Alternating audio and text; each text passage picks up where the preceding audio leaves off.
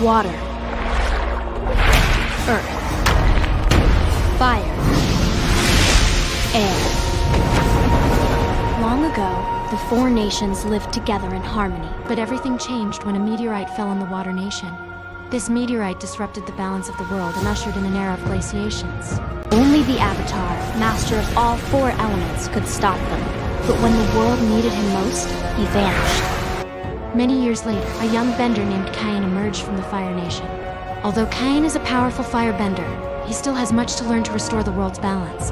But I believe that Cain can save the world. Season 2, Episode 2, The Path to Ur. The cold wind bit at Avatar Kaen's skin as he and Princess Iara trekked through the snow-covered wilderness. Despite the icy terrain, Kaen's control over waterbending had grown stronger under Iara's guidance. Every day, she challenged him, pushing his limits, teaching him the fluidity and power of water. But Cain couldn't shake the lingering fear. Waterbending was only one piece of the puzzle. He was still far from mastering the other elements, particularly earth and air, and it gnawed at his confidence.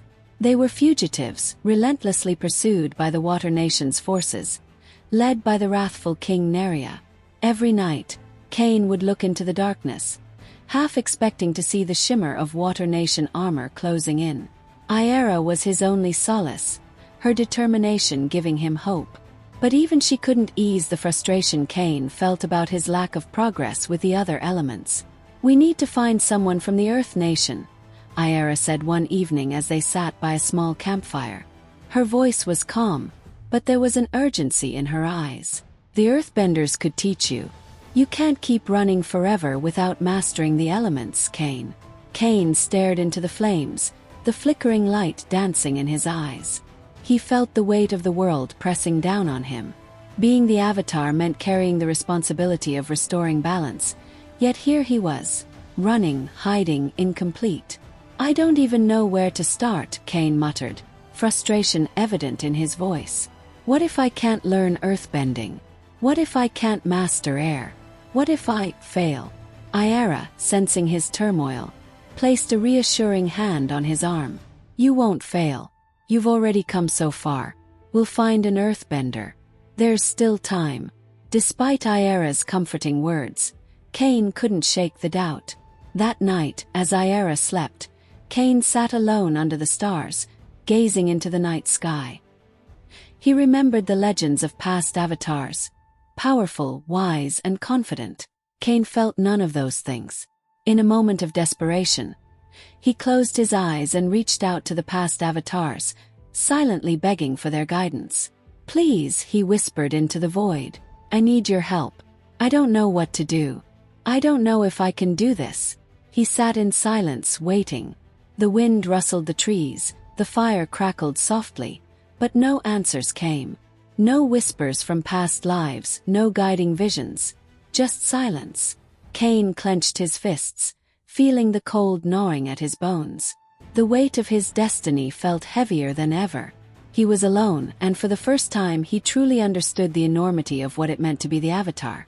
The next morning, they continued their journey toward the Earth Nation.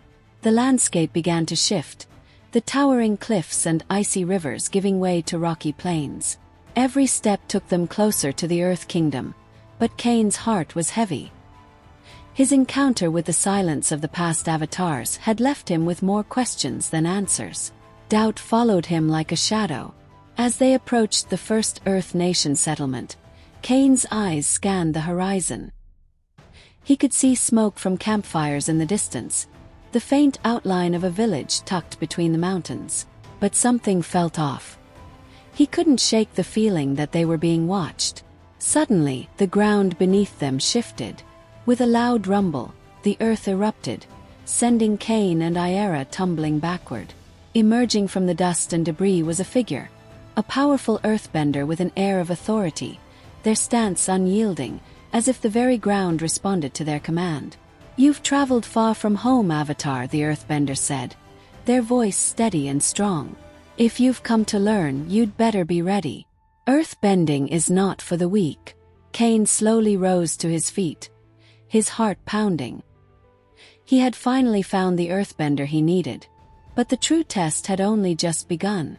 The earthbender's eyes met Cain's, their expression unreadable. "Show me what you're made of, Avatar. Let's see if you have what it takes." As Cain stood facing his new mentor, uncertainty swirled in his chest. The earth rumbled beneath his feet, a reminder of the power he had yet to understand.